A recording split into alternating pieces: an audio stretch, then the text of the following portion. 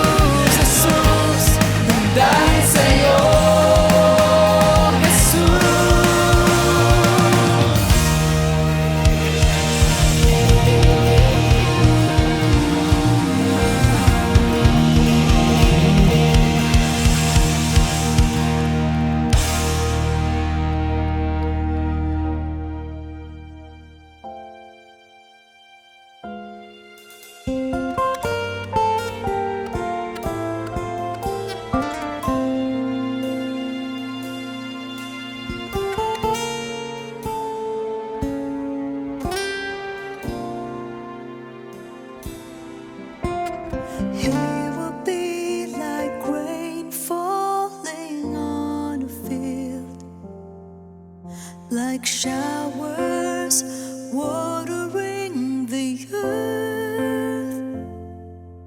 In his days the righteous flourishes, prosperity abounds. He will rule from sea to sea. All kings will bow down to him. All nations will serve the Lord and King.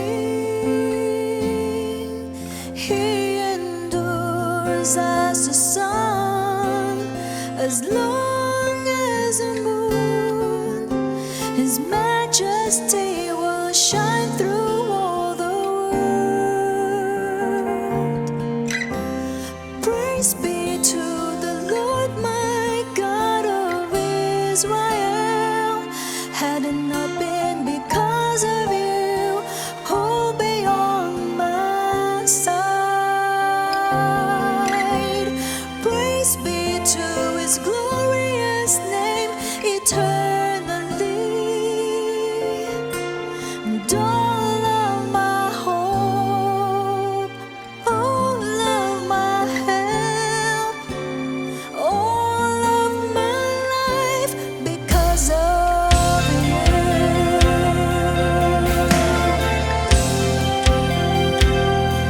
Because of you.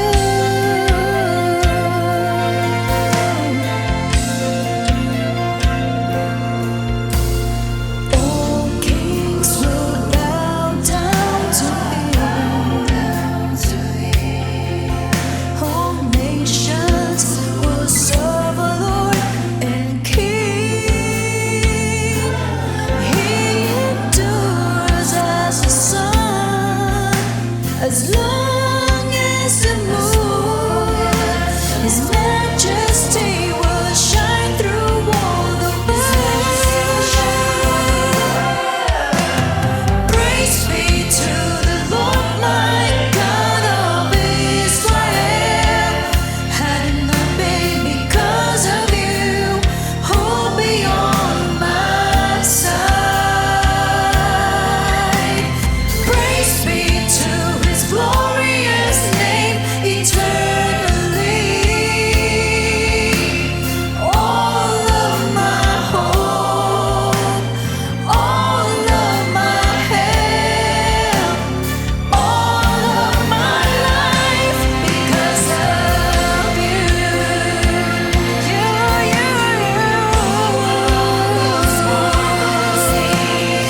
Let the earth be filled with praise. Praise be to the Lord my God of Israel. Had it not been because of you, who'll be on my side? Praise be to his glorious name eternally. All of my hope, all of my help, all of my life. Praise be to the Lord my God of Israel. Had it not been because of you, who'll be on my side? Praise be to his glorious name eternally.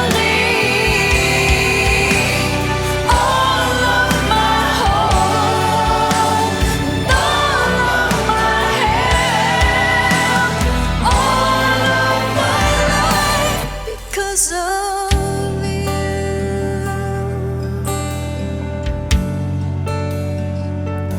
Because of you.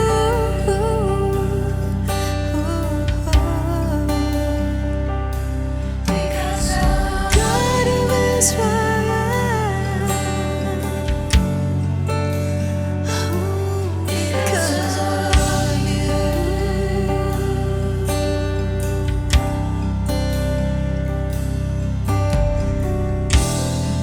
And though our strength is failing, Lord, our strength is ebbing away.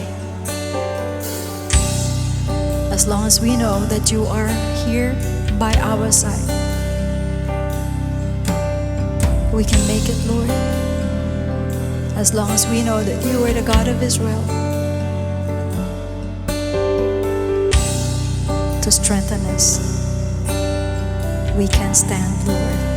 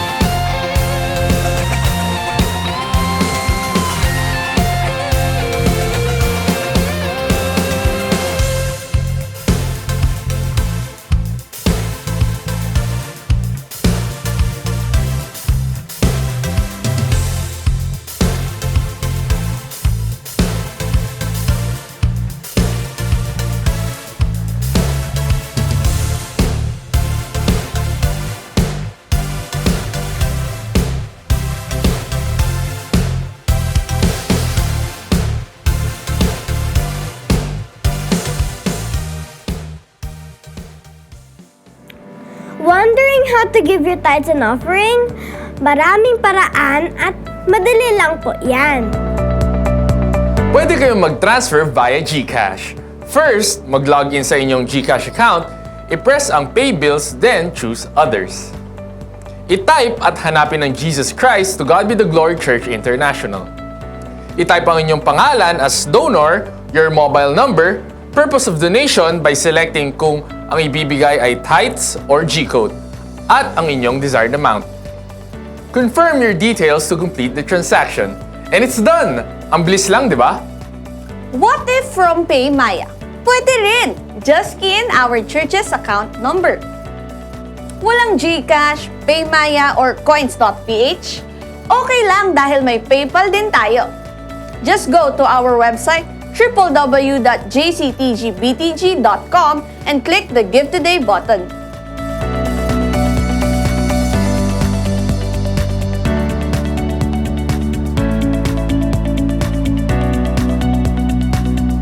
Bukas pa rin ang ating bank accounts para sa direct and online deposits. These are the account names, account numbers, kung saan ka pwedeng mag-deposit ng inyong tithes and offerings, Project G-Code, and Friends Again pledges.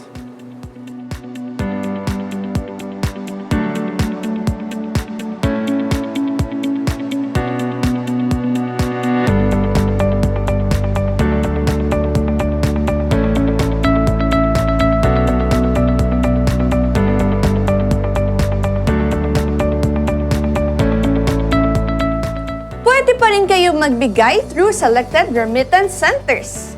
Kapag through Western Union, please write Efren Lopez as receiver and provide this contact number. Kung sa Palawan Express, M. Luwilier at Cebuana Luwilier naman. You can write Efren Lopez or Judith Lagunsad as receiver at gamitin ang number na ito. Para masigurong successful ang inyong pagbibigay, please make sure to message us at ating official Facebook page. With your name, contact number, amount na ibinigay, reference number, at photo o screenshot ng inyong transaction. To know more about our online giving, contact us at 87113698, local 112, or send us a message sa ating official Facebook page or bumisita sa ating website www.jctgbtg.com. Thank you for being our partners and sharing the gospel throughout the world. God bless everyone!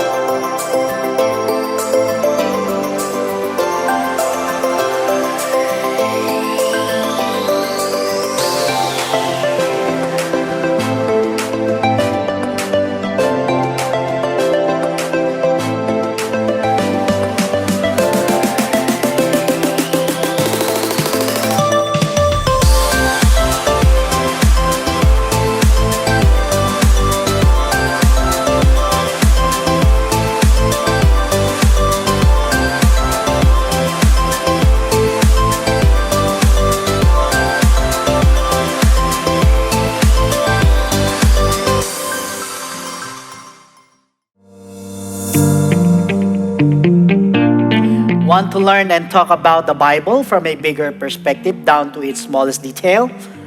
Catch us every Wednesday, 7 p.m. via an exclusive YouTube link. Only here on the Teaching Ministries Bible Survey.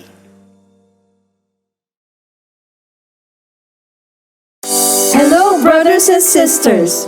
You're welcome to join us as we share insights from chapters and stories in the Bible.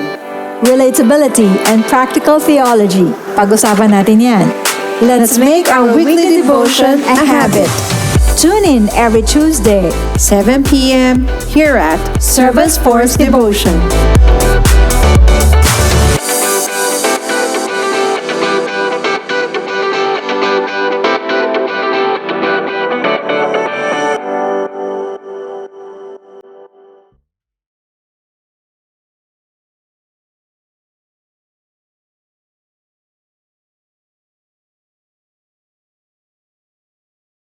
It is turning away from what is wrong and turning towards what is right. Yan po ang ibig sabihin ng repentance. Yung pong tatalikod ka sa mali at babaling mo, magmula doon sa mali niyan ay ibabaling mo patungo sa tama.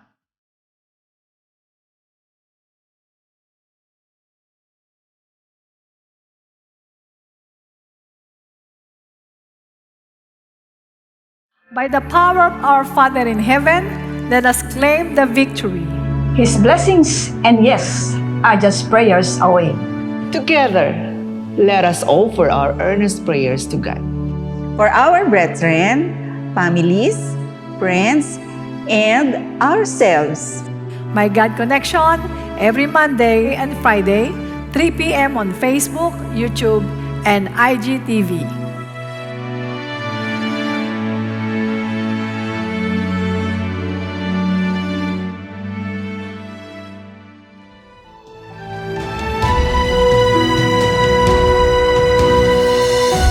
Natin lahat ang Diyos natin buhay. Kung naniniwala kang Diyos natin buhay, kasama mo, sinabi niya, hindi kita iiwanan hanggang katapusan ng mundo. Tapos na ba ang mundo? Hindi pre. Ang Diyos ko magtataas sa akin. Ang Diyos ko magsusupply sa akin. Ang Diyos ko magpapagaling sa akin. Dahil ang Diyos ko ay buhay. Pero kung yung tao susunod lang sa salita ng Diyos, na sinasabi niya mga inuutos ng Lord, kung doon tayo susunod po, lahat tayo mapapabuti. Buhay mo mapapaayos. Kasi sa oras ng crisis, mapapaayos ang buhay mo. Why? Sinusunod mo yung mabuting Diyos na mayaman sa kabutihan.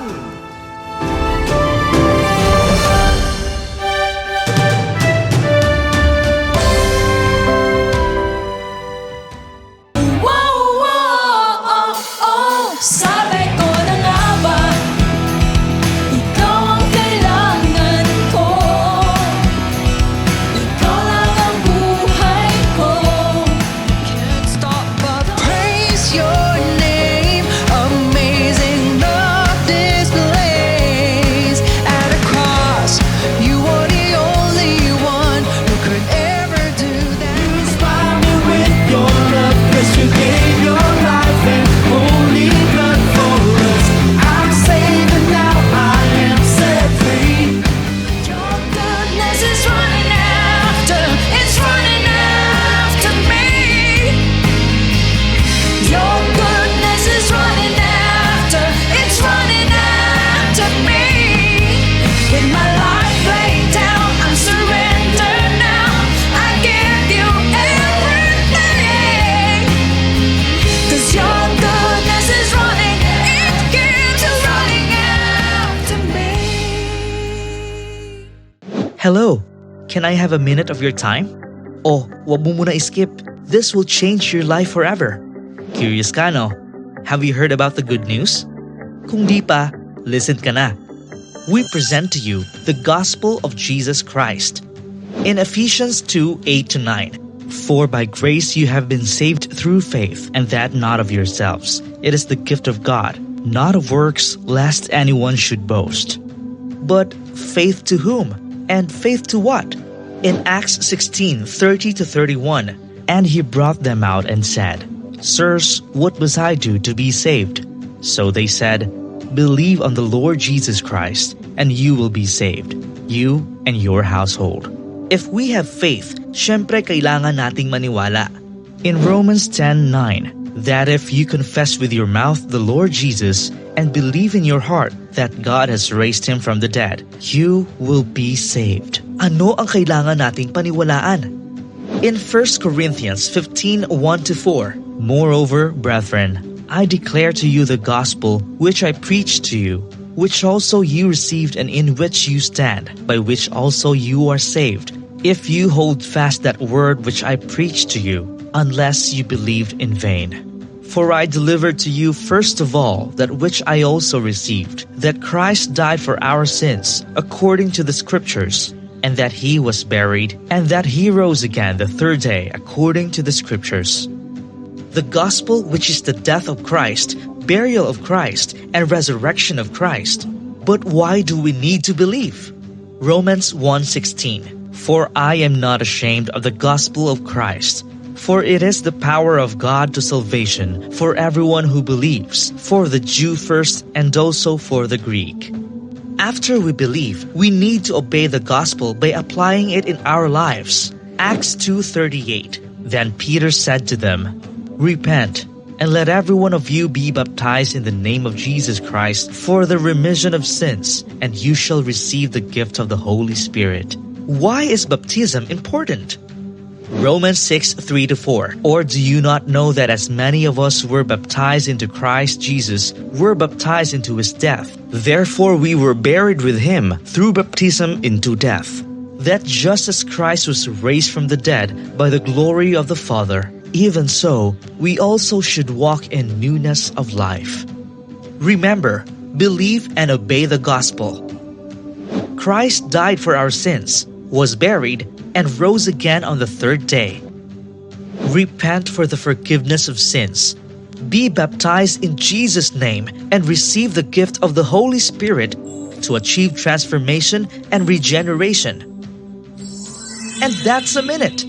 That will change your life forever.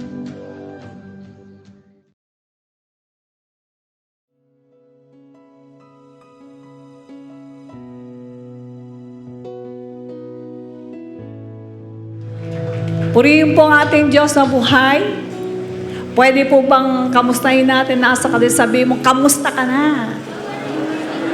Napakabuti po ng ating Diyos sapagkat hanggang ngayon ay binibigyan niya tayo ng lakas para dumalo sa gawain ng Panginoon. Amen?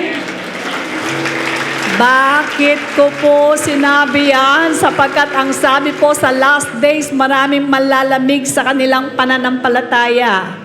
Kaya kapag ka nararamdaman natin na medyo lumalamig na tayo, labanan po natin yan, sipagan natin, lalo tayong lumapit sa ating Panginoon. Amen. Pinagpe-pray ko po na tayong lahat ay palaging mainit sa faith. Sapagkat pag mainit tayo sa faith, kaya natin gawin kung ano inuutos ng Lord, ang i-share ang salita ng Diyos. Purihin po ang ating Diyos ng buhay. Magandang umaga po sa inyong lahat. Kasama po na rin ang mga brethren natin nasa center stage ng Star Mall at sa lahat ng mga kapatiran natin nasa Luzon, Visayas, Mindanao at sa mga nasa international satellite churches natin. Ganon din po sa inyong lahat na naka-tune in at makikisang maghandog sa ating Diyos ng buhay para po sa pagsamba, pasasalamat at sa pagdinig ng kanyang dakilang kalooban. Welcome po sa Friends Again ng Jesus Christ. To God be the glory. Amen. Praise God. Purihin po ang ating Diyos. Bago po tayo magpatuloy, magbasa po muna tayo ng ilang talata sa Biblia sa Genesis chapter 13 verses 1-4. Then Abram went up from Egypt, he and his wife and all that he had, and Lot with him to the south. Abram was very rich in livestock, in silver and in gold. And he went on his journey from the south as far as Bethel to the place where his tent had been at the beginning, between Bethel and Ai, to the place of the altar which he had made there at first. And there Abram called on the name of the Lord. Purihin po ang ating Diyos. Galing po si Abram ng Egypt. Dahil tagutom, pumunta siya ng Egypt, so babalik siya dito. Sa lugar na kung saan ay tatahakin niya ang lugar na pinaglagyan niya ng altar. Dito po, in between Bethel and Ai. Kaya tinatandaan niya yun para mabalikan niya eh.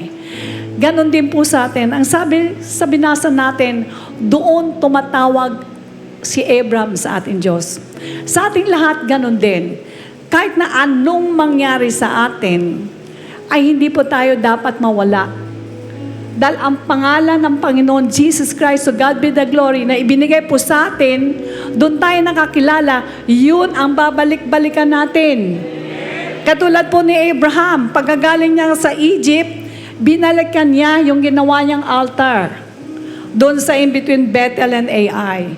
So sa bawat isa sa atin, tandaan natin, Abraham is our father in faith. Kaya kung ano pong ginagawa, sundan po natin yun at gayahin po natin na hindi po tayo maliligaw Kung saan ka nakakilala sa Panginoon, doon ka. Sabi mo sa katabi mo, dito ako.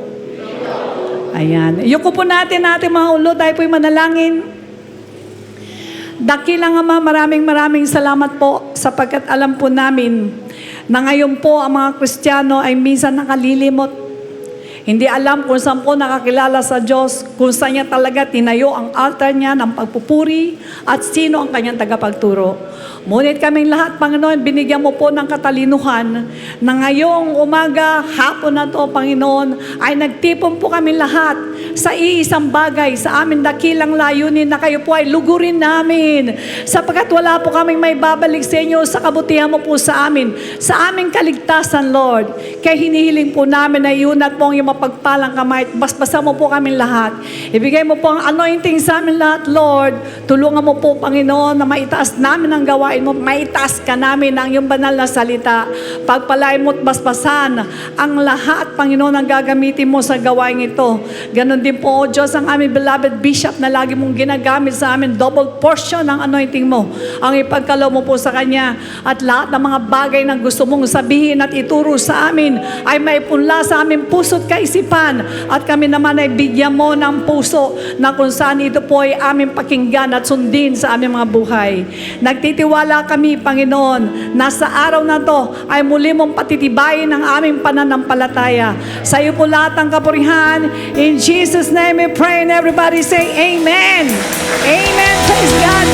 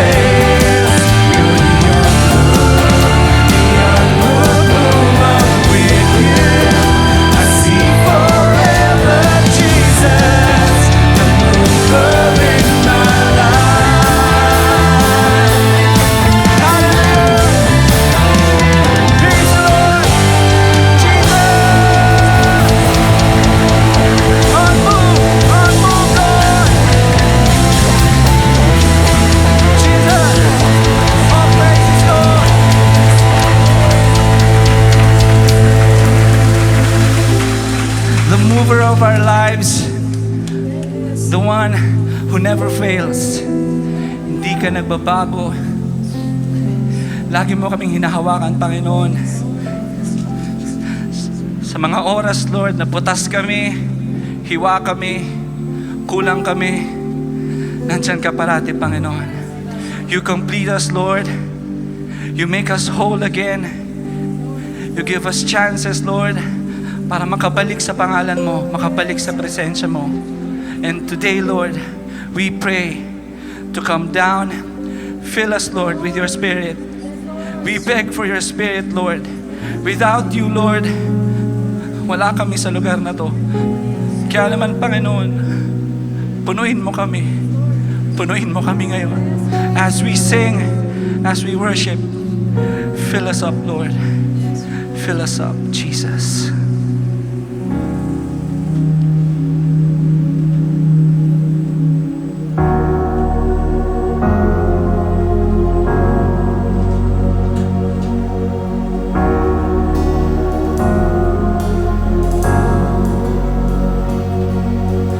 There must be more than this. Oh, breath of God, come breathe within. There must be more than this. Spirit of God, we wait for you. Fill us anew, we pray. Fill us anew, we pray. Consuming fire, fan into flame. A passion for your name. Spirit of God, would you fall in this place? Lord, have your way. Lord, have your way with us.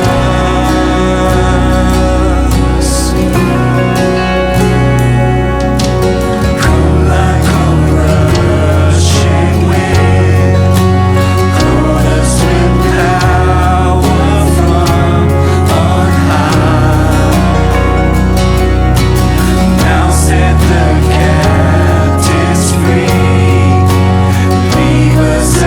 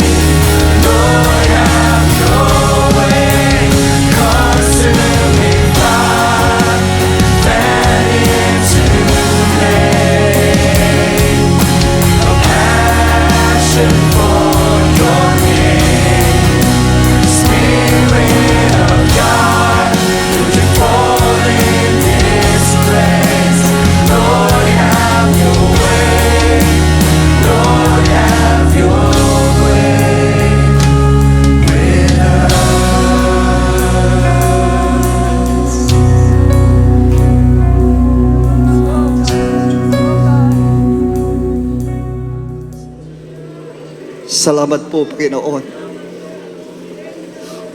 Salamat uli sa araw na ito, Diyos. Muli mo kami inipon sa lugar na ito upang ikaw ay purihin at itaas at sambahin, Panginoon. Tulutan mo, Lord, mawala sa aming isipan na lahat ng mga alalahanin, O Diyos. Mga bagay na kinatatakutan ng mga anak mo, Lord. Payapain mo isipan ng bawat isa, Lord. At tulutan mo, Espiritu mo, Panginoon, ang dumaloy sa amin mula sa aming isip hanggang sa aming Espiritu at kaluluwa, Panginoon.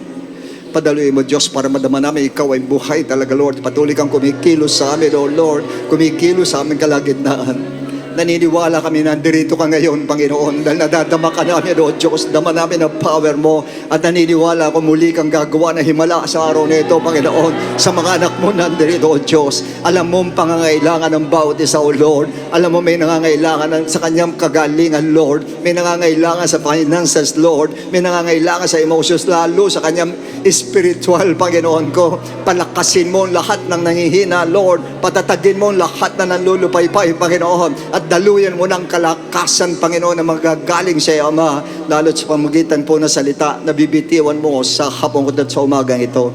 Maraming salamat, Lord, at samahan mo kami, Panginoon, hanggang sa matapos po ang gawain ito, Lord. Ikaw ang manguna, ikaw ang mangusap, ikaw po ang siya magbigay sa amin ng aralin para sa ganito'y tumimo sa aming puso't isipan.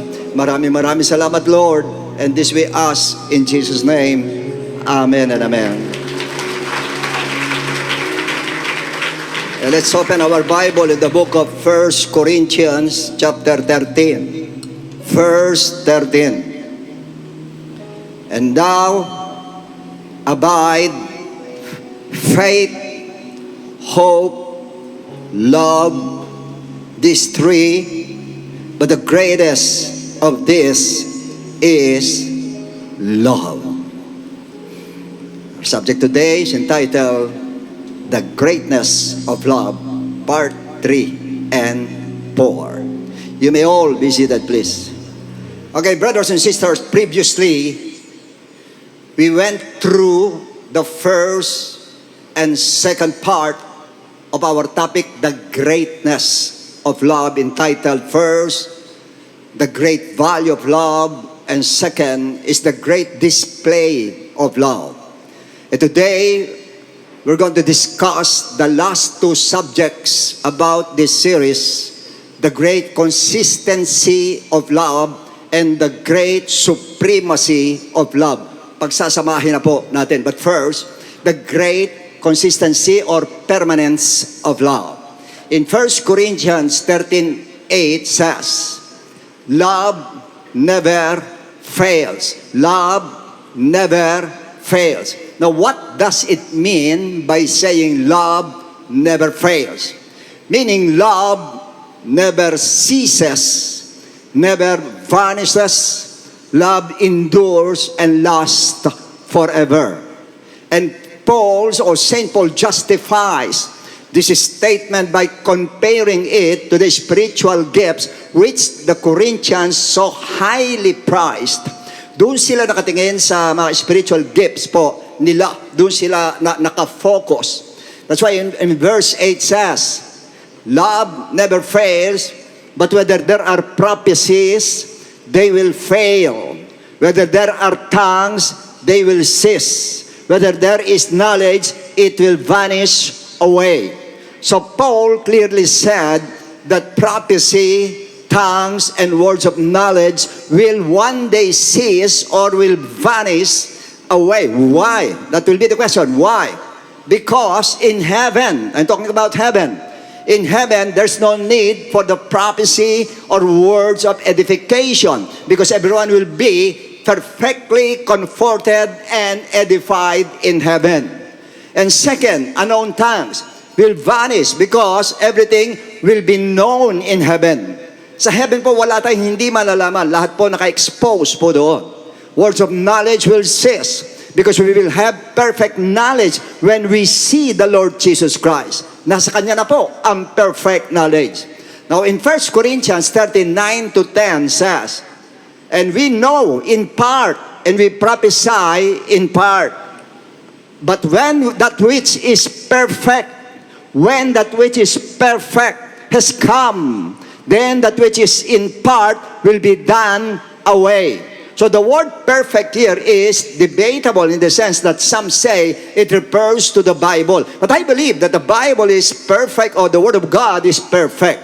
But some commentators or prophecy, they say that prophecy gift of tongues and knowledge will vanish. That which is perfect has come. Pag dumating na daw yung perfect. And I believe that which is perfect is none other than the Lord Jesus Christ. Pag siya po sa pagbabalik niya, hindi na po kailangan po yung lahat ng mga prophecy na yan, yung mga gift of knowledge na yan, hindi na po kailangan. Kasi nandyan na mismo yung perfect one na walang iba kundi si Jesus Christ po. Kaya yung sinabing perfect na iniintay, walang iba kundi si Jesus Christ po. Now in 1 Corinthians 13:11-12 says, when I was a child, I spoke as a child, understood as a child, I thought as a child. But when I became a man, I put away childish things. Take note, childish things. For now we see in a mirror dimly, but then face to face. Now I know in part, but then I shall know just as I also am known. So there are some interpretations of these verses, mainly in verse 11, the word childish. But sinabi in childish, ito sinabi na when I was a man, I put away childish things. Now, what are those childish things? Una po, yung shallow view or belief or view about heaven and earth. Pagbago pa lang, bata sa faith, very shallow, mababaw po. Ang tingin natin pagdating sa heaven, yung kaalaman natin pagdating sa heaven and earth, hindi ganong kalalim po ang alam natin. And second, inappropriate pride for those gifts. Pag yung bata sa faith na bigyan ng gift po ay, nandun yung pride sa kanya kasi nga po ay childish pa po siya. Now, but one thing about man that makes him childish is immaturity. Pag sinabi immature, childish po, sigurado yun. Childish behavior, childish heart nasa kanya. In handling possession, in handling abilities, in handling knowledge, bata pa po, talagang childish pa din, nandun pa rin, nagyayabang pa din, nandun pa rin ang pride. And even in behavior, very rude, pagka po childish ang behavior. But the day of maturity is coming, when love is perfected between God and man and among men. Doon lang magiging perfect, doon po magiging mature. Because for me, pag sinabi maturity, ang maturity ng Christian po ay nakikita pag mature na siya sa love, which is sin. Nakikita po. Yung love na yung makikita in the way he speaks during conflict. Pag may conflict, malalaman mo kung mature ito sa pag-ibig o hindi. Makikita mo pagka mature po ay talagang seasoned with salt ang kanyang salita. At sabihin natin, ang kanyang nasa mind is, sa relationship is to preserve the relationship. Yun ang gusto niya pirme. Wala sa kanya yung mga, akong tama siya, hindi na pinag-uusapan sa kanya yon. Pag mature sa love po ay, ang nasa heart niya, gusto ko magkasundo tayo, gusto ko magkasundo tayo. Yun ang mature sa pag-ibig po. In the way he deals with problems, makikita mo rin kung childish o mature. Very patient, very calm siya. Pagdating sa problem po, ganun yung mga mature Christians, mature ang pag-ibig na isang Christian. Kaya that's why you must grow in love. Dapat sa pag-ibig po, lumalago po tayo at namamature tayo pagdating sa pag-ibig po. Kasi or else, babagsak kayo sa hindi sa agape love, babagsak kayo sa eros love o sa phileo love, doon tayo storge love o storge love, doon tayo babagsak po na hindi love ng ating Lord. Doon tayo sa agape love na gusto ng Lord sa atin. And most of all, in His behavior towards others. Pagka yung kanyang behavior, alam na natin po, pagka immature po ay walang pakialam kung mag-away sila o hindi. Pero pag mature sa pag-ibig po, gusto niya maging peaceable with all men. Gusto niya maging makipagpayapaan sa lahat po. Kahit may conflict na, gusto niya kapayapaan pa rin. Yun po yung mga may mature love, mga kapatid, na kabaliktaran po ng childish love. Ang childish, alam na natin kung ano. Why? Ba't ko po sinabi ito? Because your love, pag sinabi love, yung agape love, never fails or never ceases.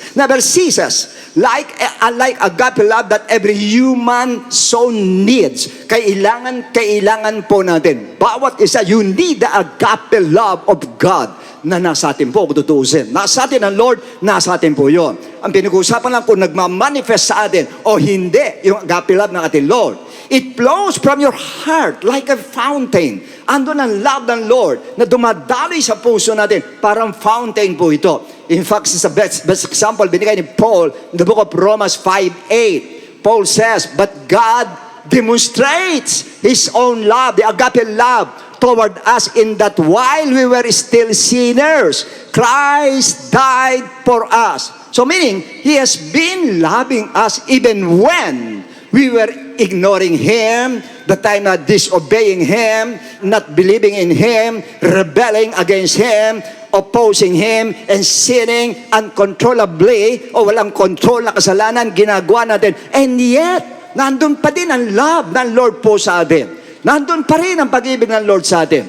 That means, kung tumanggap ka sa Lord, let's say you're 40 years old, o 30 years old, tumanggap ka sa Lord, yung magmula do sa age of accountability hanggang sa umabot ka sa tumanggap ka sa Lord, yung sangkatutak na kasalanan mo na yon ay yung po'y tiniis ng Lord at minahal ka pa rin ng Lord sa kabila ng mga kasalanan yon. Andun pa rin ang pag-ibig ng Diyos sa atin. It never ceases and it will not cease. Hindi po hihinto, mga kapatid.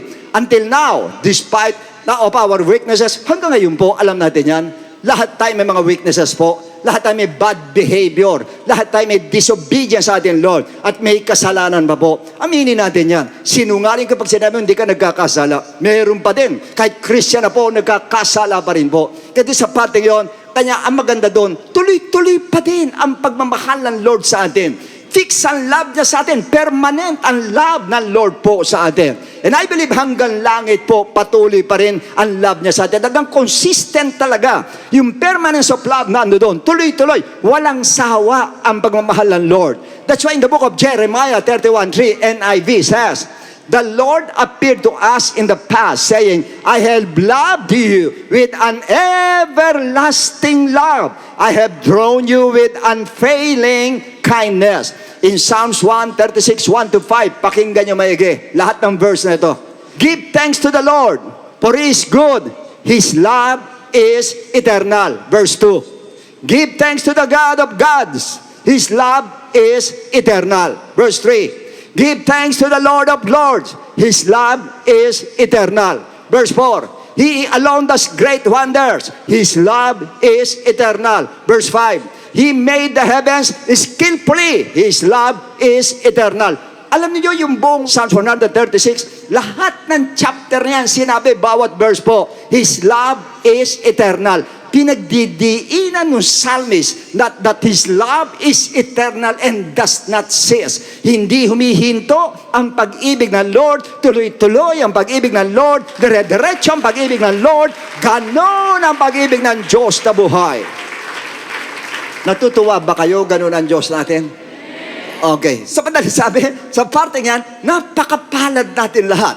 Kasi nagkaroon tayo ng ganun Diyos na nagmamahalan tuloy-tuloy. Hindi po katulad ng tao yan. Mahal kita ngayon, bukas hindi. Mahal ngayon, bukas hindi. Sa makalawa, hindi. Sa isang taon, oo. Sa isang taon, hindi na. Ganun ang tao. Sa Diyos, hindi. Mahal ka ngayon. Mahal ka bukas. Sa susunod na araw. Sa isang taon, sa susunod na taon. Lahat ng taon, lahat hanggang buhay ka. Mahal ka ng Lord.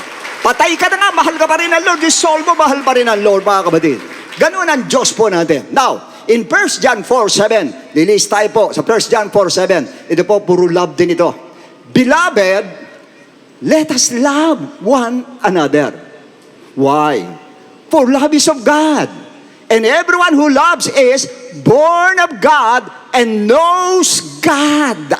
Una, let us love one another. Ibig sabihin po, yung pagmamahal ng Diyos sa atin, yung pag-ibig ng Diyos sa atin, ang hinihingi lang niyang kapalit ay magmahalan po tayo. Mag-ibigan po tayo. Make sure that love is a habitual practice. Yun ang practice natin because love is of God. Kaya dapat yan practice natin sa loob ng church. Ang practice natin po, hindi po singhalan, hindi po walang kaibuan, hindi po balyahan. Ang ating practice, pag-ibig ang pinapractice natin dapat dito sa loob ng church. Why? Because everyone who loves is born of God. Ano ibig sabihin nun? Meaning, once you have this love, you're a real born-again Christian because you receive and display God's nature. Yan ang number one nature ng Diyos. pag-ibig po ang number one nature ng ating Lord. Kaya pag nakikita sa atin yon, yung nature of God lumilitaw sa atin. Yung nature of God nakikita sa atin po. And you know God. Yun ang sabi doon, you know God.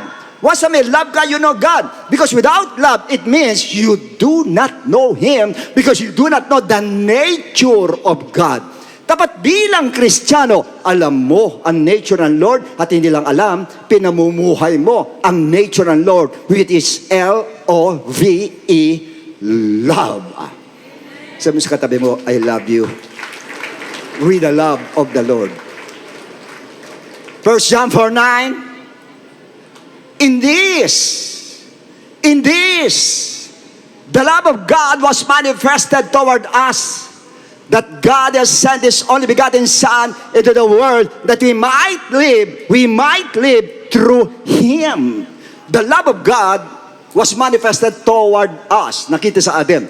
Now, for information, the judgment of sin on the cross was the extreme example of God's love to mankind. Yun nangyari sa Kanya, sobra po. That is the wrath of God. Yun ang wrath of God sa tao dahil sa kasalanan ng tao, sinalulakat ni Jesus Christ. God sent His only begotten Son that we might live through Him. What do you mean by living through Him? Meaning, He gave His Son not only for us to be saved, but also as an obligation to follow the pattern or this pattern and to give this kind of love to one another. Yun ang pong pinakapadron natin sa buhay natin. Yun ang sinusundan natin po sa buhay natin. Yun nandun sa cross na yun. Yung pag-ibig na yun nandun sa cross, yun ang pattern po natin dapat sa isa't isa. Ganun tayo magmahal sa isa't isa dapat po. And how I wish, brothers and sisters, sana ma-achieve na to God be the glory, church, yung ganung klase ng pag-ibig po. Sa pagpapagyan na-achieve natin, napakaganda ng church po natin. Magugulat kayo iba, madadama ninyo. Pag-ibig nangunguna dito sa loob ng church, magugulat. Yung pag-ibig ng love, I'm talking about your love. I'm talking about man's love. I'm talking about God's love. Yung God's love mismo na buhay tayo sa ganun po. Ang ganda po. Walang gagawa ng masama, walang gagawa ng kasalanan kasi nandun ang pag-ibig po ng ating Diyos. Parang tanong dito why does God require Christians to bestow this kind of love to one another? Bakit kailangan magmahalan tayo sa isa't isa? 1 John 4:12. No one has seen God. Walang nakakita sa Diyos at any time, kailanman. But if we love one another, God abides in us. Pag nagmamahalan tayo, nananatili ang Diyos sa atin and His love has been perfected in us at nagiging perfect ang love ng Diyos sa atin. Ibig sabihin, no one has seen God or the Lord Jesus Christ is no longer in the world to manifest God's love. That's why the only demonstration of God's love in this age is the church. Tayo po magdidemonstrate ng love ng ating Lord. Dapat makita sa loob ng church yung pag-ibig na yon para malaman talaga na mayroon Diyos talaga na nagmamahal sa tao. Malaman nila may Diyos talagang buhay. Malaman nila hindi man nila nakikita ang Lord, hindi nakikita pag-ibig ng Lord, pero nakikita sa ating kung paano umibig ang Diyos pag tayo ay nagmamahalan po sa isa't isa. Sa verse 13 says, by this we know that we abide in Him. Sa pamamagitan ng pag-ibig na nagmamahalan tayo, malalaman natin siya ay nananatili sa atin. At siya ay nasa atin at tayo ay nasa Kanya. We abide in Him. Tayo nananatili sa Kanya. At siya naman ay nananatili sa atin. Because He has given us of His Spirit. Ibig sabihin noon, ang isang pinaka-the best na detector para ma-detect natin kung yung Spirit ng Lord ay nasa atin, yung agape love dapat nasa iyo. Hindi lang po speaking in tongue, yung panlabas makikita, pero pag sinabing panloob na makikita, dapat kung nasa iyo, Holy Ghost, yung love ng Lord, yung agape love nasa iyo, lumilitaw sa iyo, nagmamanifest sa iyo, ibig sabihin nasa iyo ang Spirit ng Lord. Pag ganun po lumilitaw sa atin at ganun ang nakikita sa atin. And that's the reason why the Lord Jesus Christ and Saint John, even Saint Paul keep on saying that love one another, love one another, love one another. Why?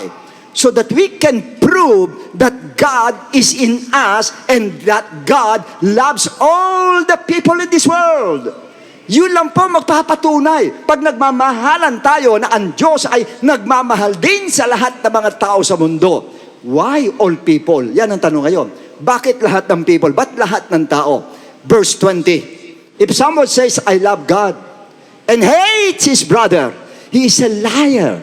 For he who does not love his brother whom he has sent, how can he love God who has not sinned? Meaning, how can you say, I love God or you love God if there's hatred or ill feeling or bitterness in your heart towards somebody?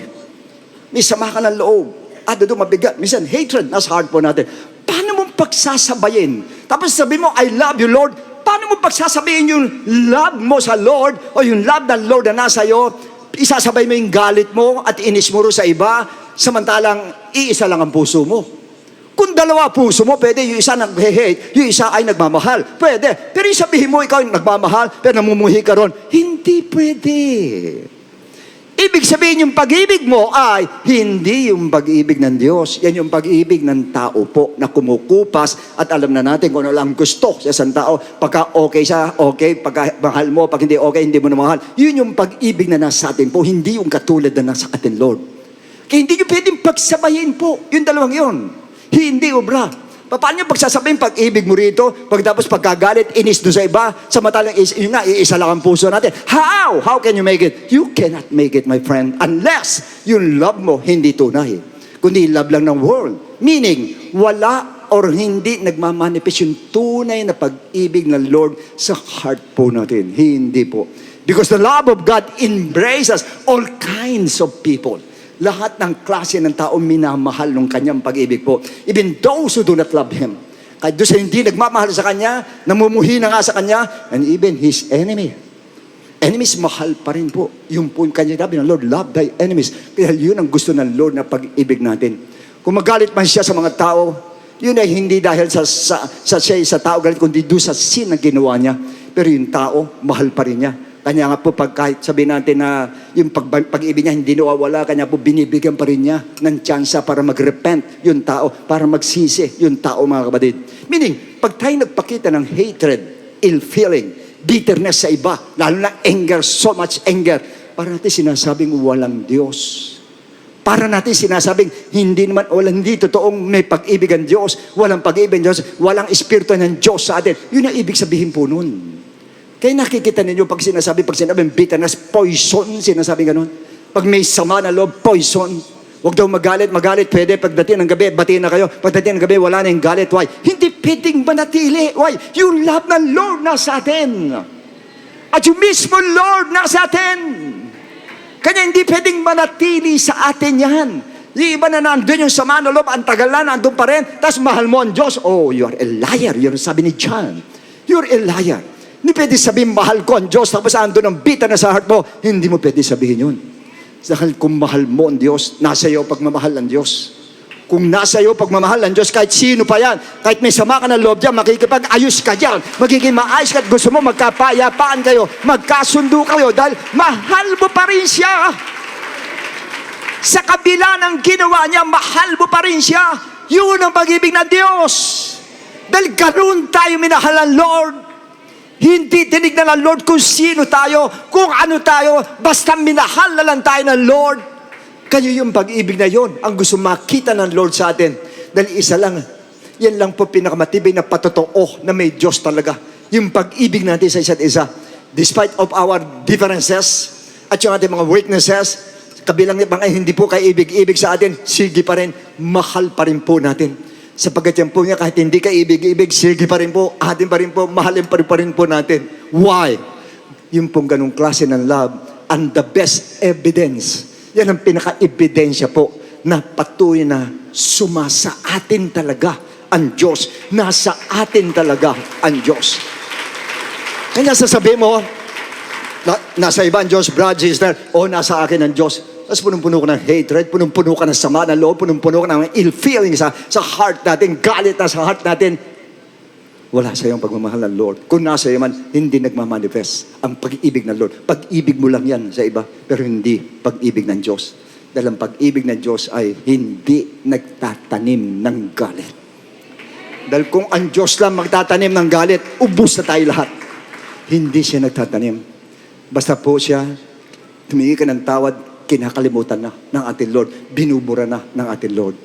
Yan lang po is the best evidence para maipakita namin nagmamahal sa tao. Para mo pa i-display natin ang nature ng Diyos. Why? Bakit sa ganyang paraan? Bakit sa love? Yan ang tanong ngayon. Talakayan natin pangalawa, the great supremacy of love. In 1 Corinthians 13, and now abide faith, hope, love, these three, but the greatest of this is love. The greatest is love. Bakit naging greatest? Ang love. In 1 Corinthians 13, 1-3, hindi ko nababasahin sa inyo. These are pretty impressive characteristics for the Christians. Nasabihin natin, linguist ka, at sabihin natin yung gift of prophecy nasa iyo, extremely giving nasa iyo rin, and strong faith nasa iyo pa rin. But without love, you're a person who is nothing. Wala pa rin sa ating Lord. Sa verse 8, binanggit din po, although may gift of prophecy ka, nasa yung knowledge and gift of tongues, ay titigil yan, hihinto yan, pero ang love daw ay hindi pa rin titigil. Why? Brothers and sisters, dito sa verse na ito po, St. Paul mentions the three non-negotiable assets of Christianity. Yan po yung non-negotiable sa atin. Hindi nyo pwede i-compromise yan. Yung ating faith, yung ating hope, yung ating love. But, among those trees, the greatest is still love. Yun pa rin ang greatest. As a matter of fact, I'm going to give you some background about the Corinthian church who live in a community of very opposite people. Unloving, dividing, a wicked city. Sin city ang Corinto po. Lives full of competition, full of pride, severe sexual immorality, carnal behavior, and worldliness. Nandun sa Church of Corinthians, nandun sa Corinto mismo. Pero pinantapat ni Paul ay love pa rin. Why? Because the greatest is love. Kahit sinong kasama yung tao sa bahay ninyo, sa pamilya nyo, sa buhay mo, ang ipantapat mo, isa lang, love pa rin ang pantapat mo. Because the greatest is love. Sa John 3:16, for God so loved the world. Pag sinabing world, tao sa mundo lahat, pati mga kidnapper, pati mga nare-rape, pati mga drug lord, pati drug pushers, lahat yan nasa world. Mahal pa rin ng ating Lord. Anong pinantapat niya? Love pa rin ang pinantapat ng ating Lord. Why? Because the greatest is love. Ang tanong, why is love the greatest among those three? Yan ang tanong ngayon. Ang tindi ng faith. You can never please God without faith. Ang hope, napakatindi. Pag nawala pag-asa, tapos ka na. Pero bakit ang love pa rin ang greatest dun sa tatlong yun? Bakit love pa rin? 1 John 4:8, he who does not love does not know God. Why? For God is love. That's it. That's it. He who does not love does not know God. Why? For God is love. Kanya greatest. Kanya po greatest. Dahil pag sinabing, I'm talking about agape love, I'm not talking about the phileo love, I'm talking about agape love, the love of God. Pag sinabing love of God, God, siya yun. Kanya greatest. Kanya yung love na yun mismo ang hinahanap ng Lord sa atin. Kasi pag nawala yun, parang wala sa'yo ang God. Dahil yun mismo ang nature ng God. At yun ang tawag sa kanya, si love. Ang tawag ni John sa kanya. So, ibig sabihin ni Paul, though you are a linguist, o marami ka alam na language, had the gift of prophecy, knowledge, and faith, but without love, you're nothing. Why? Your words are without God. Pag ang words mo without love, that means your words are without God. Pag wala agape love, wala ang God. Yung manifestation ng Diyos, wala. If there's no love, no God in your words, walang God sa salita natin. Though you give all your goods, nagbigay ka, your body to be burned, but without love, God does not manifest in your giving. Wala rin ang God sa pagbibigay mo. Anong klaseng pagbibigay mo pag wala ang God? Ibig sabihin, pag nagbigay ka na walang love, walang agape love, wala ang God doon sa iyong pagbibigay. Hindi nagmamanifest ang God sa iyong pagbibigay. Na dapat po tuwing magbibigay tayo, nandun ang God, nandun ang Lord, nandun ang pag-ibig natin, sapagkat ang Diyos kanya nagbigay dahil sa pag-ibig po. And do you have faith? Hope and love is still the greatest. Why? Without love, God does not manifest in your faith. Ang daming taon tataas ng faith, pero wala ang love. Bakit sinabi ng Lord sa Matthew 7? Sa huling araw, maraming sasabi, Panginoon, ako'y nangaral, ako'y nagpalayas ng demonyo, gumawa ng kababalagan. Ibig sabihin nun, taas ng faith noon. Ano sabi ng Lord? I never knew you. Why? Yung faith niya is a faith without God. Wala ang love. Ibig sabihin, pag ikaw may faith, nang perform ka ng miracle, andun pa rin ang love. Mag-heal ka, andun pa rin ang love. Nandun ang faith mo, but wag mawawala ang love. Pag nawala ang love sa faith mo, nawawala ang God. Ikaw na lang yan, tsaka yung faith mo. Yun na lang ang mangyayari po na ayaw ng ating Lord. Kailangan every step na gagawin natin, tayo maglalakad po, every decision po natin, every word na lalabas sa bibig natin, dapat nandun ang love, para nandun ang God. At yun ang pinaka-the best sa lahat, na bawat salita natin, bawat lakad natin, nandun ang God, para makasiguro ka na bawat lakad mo ay tama ang lakad mo, tama ang decision mo. Why? Nandun ang love, dahil nandun ang God. Nandun ang God. And another reason why love is the greatest between faith and hope. You know why? Bakit mas greatest ang love kesa sa faith and hope? Samantalang matindi yung dalawang yun. Sagutin din natin ang tanong yan. Ano yung matatanggap ng love na hindi kayang tanggapin ng faith at saka ng hope? Ibig sabihin, kanya greatest yung love sa faith at sa hope, kasi mayroong bagay na kayang tanggapin ng love pero hindi kayang tanggapin ng faith at saka ng hope. Ang tanong, ano yung bagay na yun na hindi kayang tanggapin ng faith at saka ng hope? Alam niyo kung ano? Ang mabigo. Ang mabigo. Ang ma-reject. Why? Because faith always hopes. Pero di lahat na inaasahan, pinananampatalayan na natin ay tinutugon ng Lord. Paano ngayon yung pag nagitubugon ng Lord? Kung mga minor lang, hinihingi natin, kahit walang tugon ng Lord, tanggap natin, okay lang, nakangiti pa tayo. Pero pag pantungkol sa kabuhayan na, bumagsak na ang kabuhayan mo, may karamdaman ka, hindi ka gumagali, mabigat yung karamdaman mo, bigla lang, ginamit mo yung faith mo, yung hope mo ginamit mo, pero nabigo ka, at unanswered prayer ka, yan ang problema. Nawiwindang ang puso natin. At madalas sa hindi natin matanggap. Why?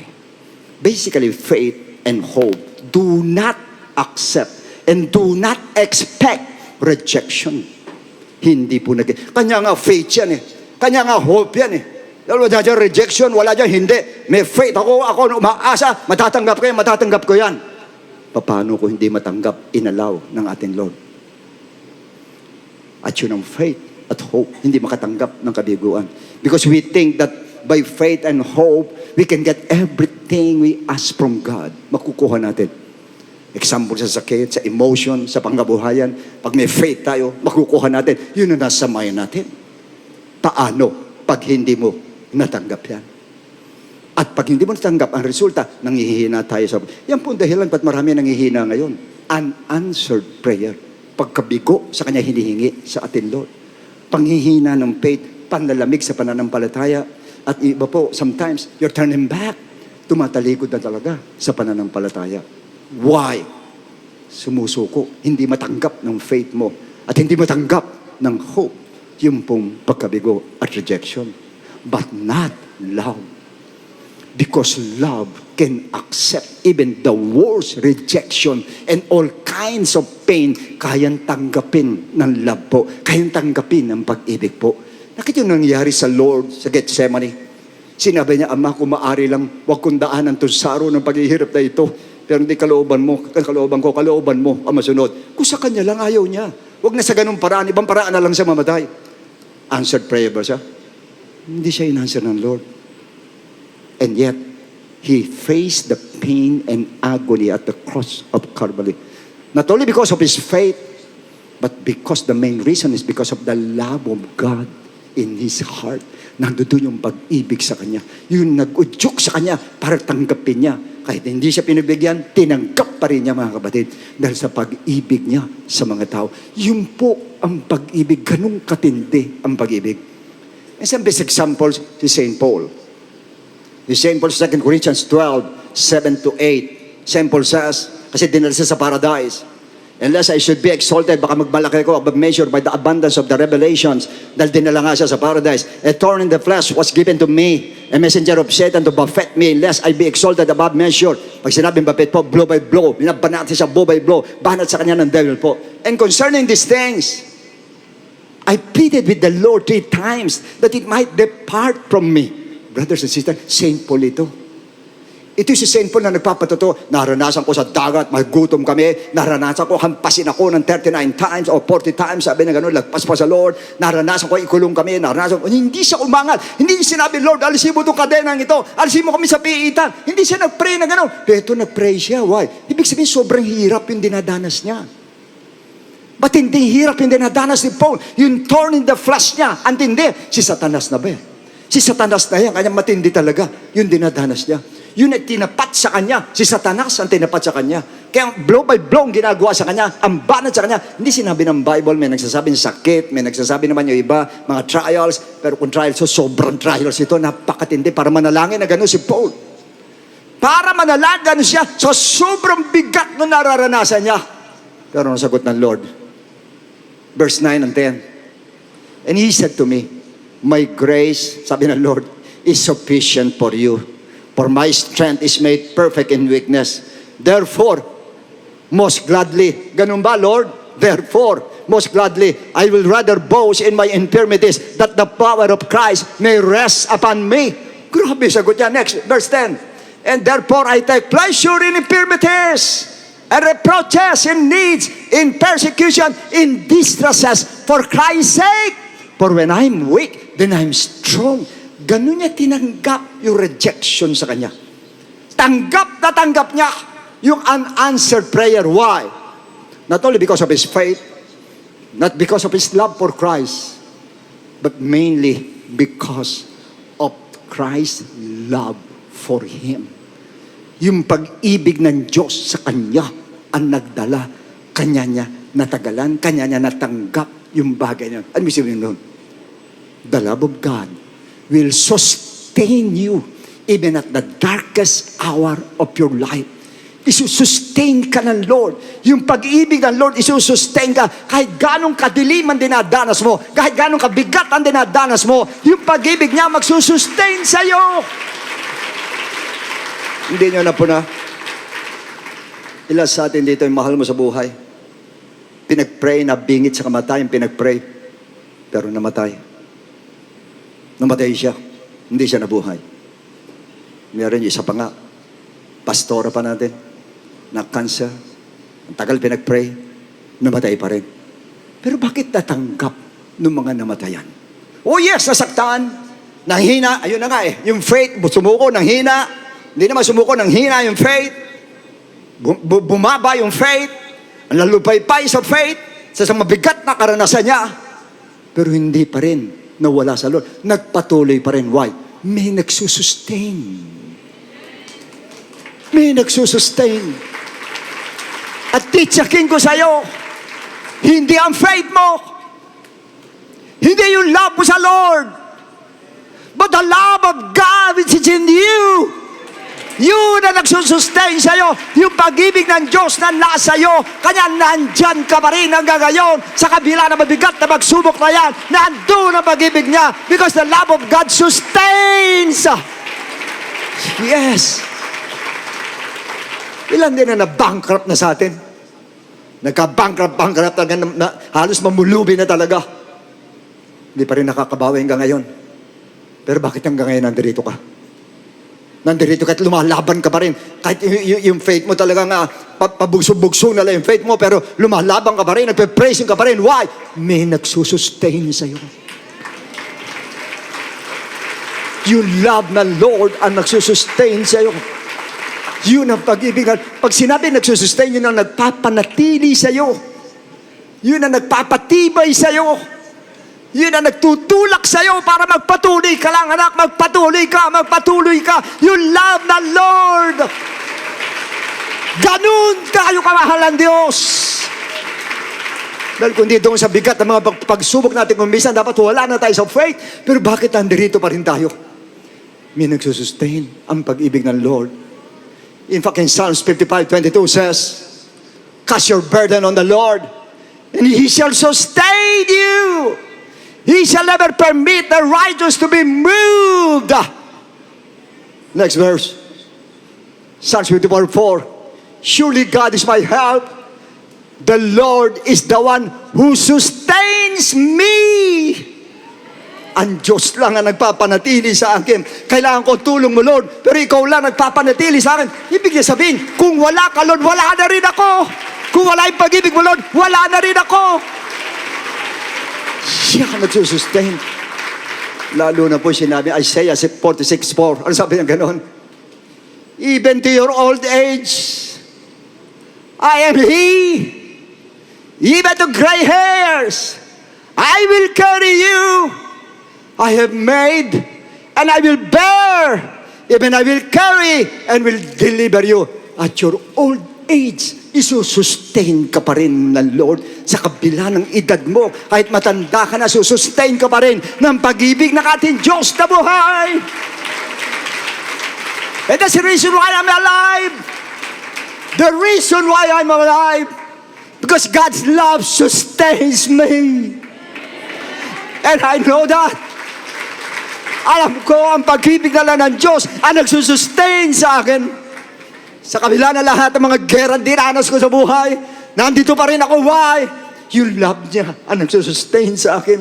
Yung pag-ibig ng Diyos ang nagsusustain sa akin. Kaya nandito pa rin ako. Nandito pa rin at nagmamahal pa rin sa Diyos. Nagmamahal sa inyo. At gumagawa pa rin sa Lord. May sustainer. Ang love ng Lord. And even your salvation. In Philippians 1:9-11 says, and this I pray, that your love may abound, the agape love may abound, still more and more in knowledge and all discernment. Why? That you may approve the things that are excellent. Pag puno ka ng love ng Lord, lahat ng ina-approve mo, puro excellent, puro tama. Dahil i-guide ka ng love ng ating Lord. That you may be sincere and without offense till the day of Christ. Isusustain ka niya na wala kang offense sa Lord, wala kang kasalanan sa Lord, dahil doon sa pag-ibig ng Lord na nasa atin po. And not only that, being filled with the fruits of righteousness, which are by Jesus Christ to the glory and praise of God. Malisa, mananatili kang righteous. Although nagkakamali, pero mananatili kang righteous. Dahil doon sa pag-ibig ng Lord na nagsusustain sa atin. The love of God will sustain your salvation as long as you believe in Him. Isusustain niya. At yan po reason kung ba't lahat tayo nandito pa ngayon. Alam ko marami din sa inyo, iba-ibang gera inabot niya sa buhay. Ba't bang klaseng problema? At alam ko iba sa inyo nasa problema ngayon. Pero ba't nandito ka pa rin? Sinusustain ka ng love ng ating Lord. Yung pag-ibig ng Lord ang nagsusustain sa'yo. Kaya nga po, dito ako magtatapos. Romans 8:35, tinagalog ko na. Sino makapaghihiwalay sa atin sa pag-ibig ni Kristo? Hindi yung pag-ibig mo kay Kristo, yung pag-ibig ni Kristo sa iyo. Sino makapaghihiwalay? Kapighatian, kahapisan, pag-uusig, kagutuman, kahubaran, Panganib o tabak? Next verse. Sapagkat ako'y naniniwala ang lubos. Naniniwala ang lubos na kahit ang kamatayan man, kahit ang buhay, kahit ang mga anghel, kahit ang mga pamunuan, kahit mga bagay na kasalukuyan, kahit mga bagay na darating po tribulation, kahit ang mga kapangyarihan, although wala na tayo dyan, next. Kahit ang kataasan, kahit ang kababaan, kahit ang alinmang ibang nilalang ay hindi makapaghihiwalay sa atin sa pag-ibig ng Diyos na kay Kristo Jesus na Panginoon natin. Walang pwede magpahiwalay sa atin sa Diyos. Hindi dahil sa iyo, hindi dahil sa faith mo, hindi dahil sa hope mo, kundi dahil sa love ng Lord na nasa atin po. Yung pag-ibig ng Diyos. Yan lang po ang dahilan. Kaya tayo nananatili. Ang pag-ibig ng Diyos sa atin. Yun po yung pag-ibig na nag-sustain sa atin hanggang sa pagbabalik ng ating Panginoon. Kaya hopefully, isa lang po may gaganti natin. We have to love one another. Sana po makita sa atin para mapakita natin sa world na totoong may Diyos. Mapakita natin sa world, mapakita natin sa mga tao na ang Diyos ay pag-ibig. Na nakikita sa atin mismo ang pag-ibig na yun. And hopefully, sana po sa makikita ang mensaheng ito, umpisahan po natin sa loob ng bahay, sa kaibigan mo, sa kapatiran. Mahalin mo siya. Mahalin mo siya. Ang tulad ng pagmamahal ng Diyos sa atin po. At makikita niyo ang ganda ng buhay. Makikita niyo ang ganda ng Kristyanismo pag nandoon ang tunay na pag-ibig sa ating puso po. Pag nandoon po ang pag-ibig. And how I wish na sana po ako'y nananalangin na mamanhikan sa inyo. Sana po ay pamuhay na natin mula ngayon. Yung pag-ibig na magsusustain po sa atin hanggang sa pagbabalik ng ating Panginoong Jesucristo. Shall we bow our heads, please? Yuko natin ang ulo natin. Pikit natin ating mga mata. At tayo po'y manalangin. Sige po, just close your eyes. And let's feel the love of God. Hallelujah.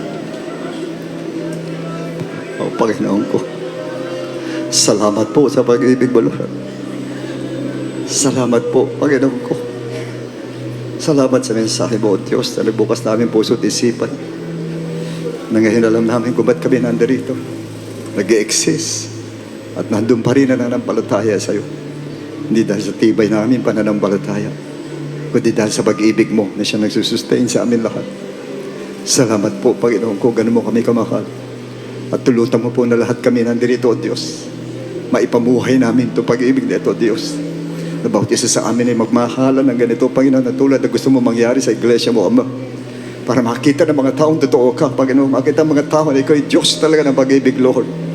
Makita sa amin ang pag-ibig na yun, Diyos. Sa bawat isa sa amin nandirito, Lord. At hindi sa lahat ng mga to God be the glory, sa lahat ng mga churches, Panginoon ko. Makita ang pag-ibig mo, Panginoon. Maraming salamat, Lord. Muli mo pinadama sa amin ang presensya mo. Pinadama mo ang pag-ibig mo. At bukod sa lahat ng power mo na dama namin. Kaya alam ko marami sa amin ngayon. Muli nabuhayan ng pag-asa. Muli lumakas. Muli tumatag, Panginoon. Dahil alam namin may nagsusustain sa amin ang pag-ibig mo na walang kupas at hindi po nagmamaliw. Salamat na marami. Yunat mong kamay mo sa lahat, O Diyos. Ano man ang mga problema ng bawat isa, Lord, tulungan mo po, Panginoon.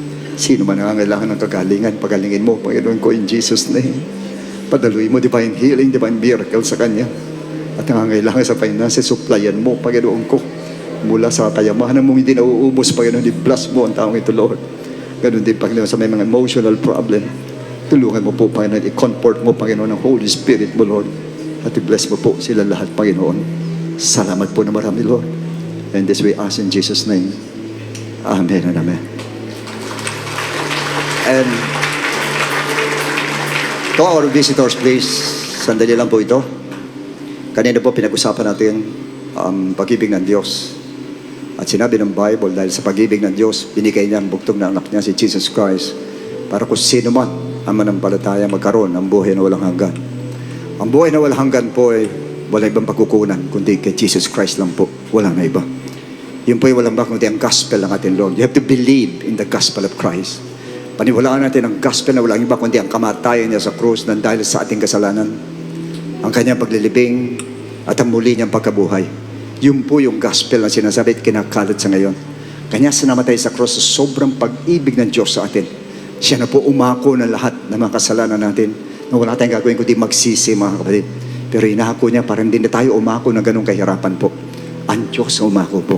At inilibing siya tapos 3 araw, nabuhay siya magmuli. Paniwalaan po natin yon. Pero pagkatapos natin paniwalaan, i-apply natin sarili natin po sa magitan po ng pagsisisi ng ating kasalanan. Pagsisihan po natin dahil lahat tayo nagkasala po. At wala tayong magagawa kundi magsisi. At titsakin ko sa'yo, pag nagsisi ka ng kasalanan, patatawarin ka ng ating Diyos. Ano man ang kasalanan mo, kaano man ang kasalanan mo, handa ang Diyos na patawarin ka. At pagkatapos pabautismo ka sa pangalan ni Jesus. Ang bautismo ay paglilibing. Nilibing ang Lord, lilibing ka sa tubig. At sa ilalim ng tubig na yung pagbangon mo ay wala lahat ang iyong kasalanan. At ganun din, tatanggapin mo Espiritu Santo na siyang tutulong sa iyo para magbagong buhay ka. Hindi mo kaya magbagong buhay pag wala ang Holy Spirit. Ibibigay ng Lord ang Holy Spirit sa iyo. Ang kailangan mo lang muna magsisi. Pangalawa, pagpabautismo sa pangalan niya. Hindi po pagsabi sa relihiyon, wala kang pakalam sa religion ninyo. Yan po'y pagtupad sa kalooban ng ating Lord. At ang pangatlo po, pagtanggap ng Espiritu ng ating Diyos. Kaya doon sa ating mga bisita, kung sino na may gusto kay Jesus Christ, tumanggap sa Kanya. Pakitaas lang po ang kanang kamay. Sige po, kung gusto mo lang si Jesus Christ, sa bisita po natin, pakitaas po kanang kamay. Sige, pati sa labas po, yung mga nasa labas po mga bisita, kung meron man po, taas lang kanang kamay. At sumunod po kayo sa maikling panalangin ito ng pagtanggap. Amang banal na nasa langit, sa oras pong ito, patawarin mo ako sa lahat ng aking kasalanan. Pinagsisisihan ko po ang mga nagawa kong kasalanan at tinatalikuran ko sa oras na ito. Maraming salamat po sa pag-ibig mo sa akin. Kaya ako'y nananampalataya na ikaw ay namatay, ikaw ay nilibing, at ikaw ay nabuhay na magmuli. Tinatanggap kita, Panginoong Jesus, bilang aking tagapagligtas, bilang aking Diyos na buhay. Maraming salamat po sa daan ng kaligtasan na binigay mo sa akin. Salamat po, Panginoon. In Jesus' name, Amen and Amen. Salamat po. God bless you all. Purihin po ang Panginoon. Maraming salamat po sa ating Diyos at sa ating beloved Bishop Louie sa patuloy na pangangaral po ng salita ng Diyos. Special mention po sa Ebanghelyo po ng Kaligtasan. Para po sa inyong lahat na ngayon lang po nakapag-tune in, para din po sa inyo na tayo po ay tatanggap sa Panginoon sa pamamagitan po ng pagsisisi, magpabautismo sa pangalan ni Jesus para mapatawad ng kasalanan at tatanggapin po natin ang Holy Spirit na siyang tutulong po sa atin sa ating pagbabagong buhay. Alright po, tayo po idadako po sa offertory sa Genesis chapter 13 verses 5 to 6. Lot also, who went with Abram, had flocks and herds and tents. Now the land was not able to support them, that they might dwell together, for their possessions were so great that they could not dwell together. Purihin po ang ating Diyos. Ang sabi rito, si Lot man na sumama kay Abram ay nagkaroon ng isang daming mga flocks, dami niyang mga alagang hayop, ano? So dahil sa pagsama niya sa kanyang tiyuhin na si Abraham.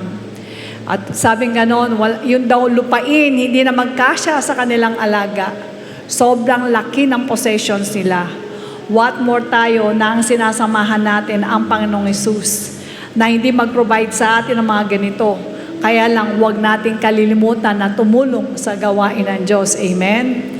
Sapagkat kung paano natin nakikita na pinagpapala ng Panginoon yung mga tao nung araw na nabuhay na sumampalataya sa Kanya, ganun din tayo pagpapalain ng ating Panginoon. Basta sumunod lang tayo sa kalooban ng Diyos. Alright, for complete details of our online giving, please refer to the ways and means to give dyan po sa ating ABP. Maraming salamat po sa mga kapatiran na walang sawang sumusuporta sa ating mga gawain. Alright po, tayo pong lahat ay manalangin na sa ating Panginoon. Tumayo po tayo. Iyuko po natin ang ating mga ulo. Tayo po'y manalangin. Dakilang Ama, maraming salamat po sa mga salita mo na tinanggap po namin mula sa inyong abang lingkod, Bishop Louie. Tulungan mo po kami, Lord, na maipamuhay namin ang pag-ibig. Kinakailangan po consistent ang pag-ibig na maipapakita po namin sa lahat po ng mga tao. Dahil alam namin, Lord, na supreme ang pag-ibig, Lord.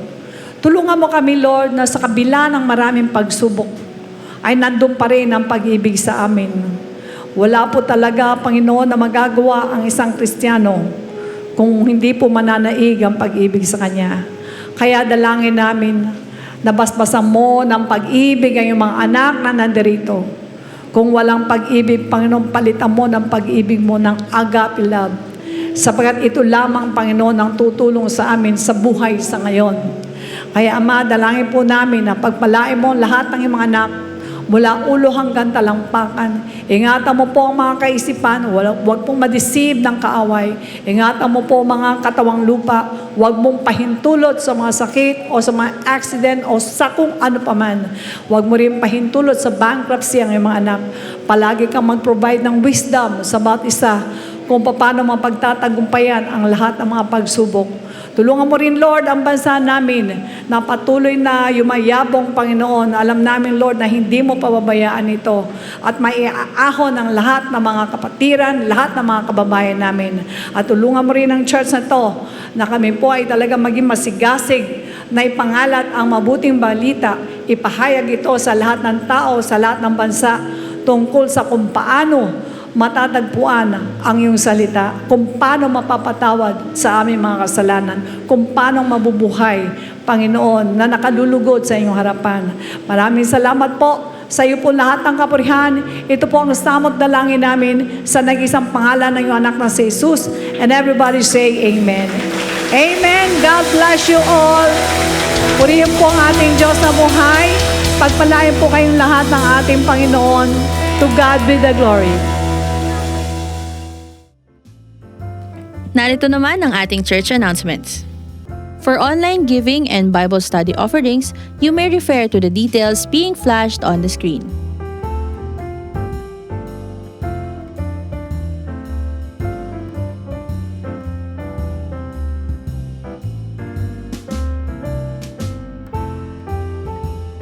Kung nais niyo pong magpa-schedule ng baptism and one-on-one online counseling via Zoom, you can call us via the contact numbers flashed on the screen and send a message on our Facebook page. Never miss our on-site worship service at Star Mall Edishaw Trade Hall Level 3. You can choose among the 3 time slots: 10 a.m. to 11:30 a.m., 1:30 p.m. to 3 p.m., 5 p.m. to 6:30 p.m. Don't forget to invite your loved ones and friends.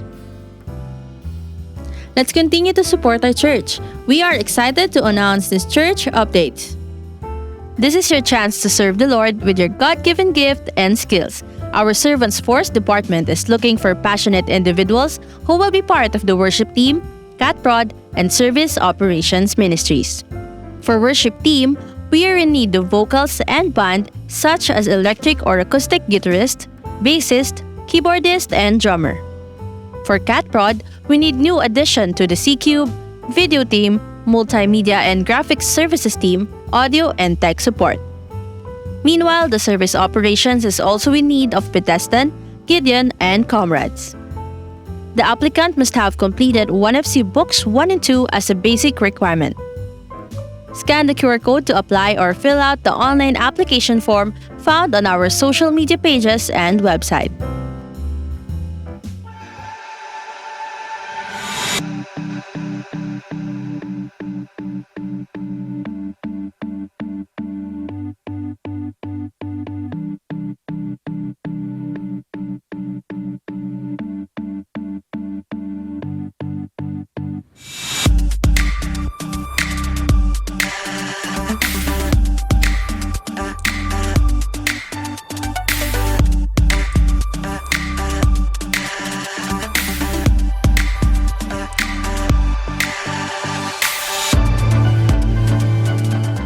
Our Servants Force department will get in touch with you after the submission of the application form. Join us now! To all Yupper out there, we are encouraging you to join the Pray Talk Eat on March 11, Saturday, 7 a.m. via Google Meet. Also, take the chance to be spiritually refreshed at Yupper's Prayer and Fasting on March 18, Saturday, 9 a.m. via Google Meet. Please visit Yupper's social media pages for details on these events. Calling all Nugent, we invite you to join the Prayer and Fasting on March 25, Saturday, 9 a.m. via Google Meet. Just check out Nugent's social media pages for more information. Stay connected and be rewarded. Introducing our very own 2024 Eon Planner. Get your Eon Passport for only 50 pesos at the Eon's Corner, available every first and second on-site services. Every time you attend an Eon team activity like Winterfire, Pray Talk Eat, or Prayer and Fasting, you'll be given a stamp on your passport. By the end of the year, you can redeem our limited edition 2024 Eon Planner after you completed the stamps. For more information, you can visit us at the information booth every Sunday or message us on our Yupper or Nugent Facebook pages. Stay on fire all year round and up to the next. IDO for Music is now on Spotify, Apple Music, Deezer, Amazon Music, and other digital platforms. You can also start using IDO for songs on your Facebook and Instagram stories and Reels, and TikTok videos.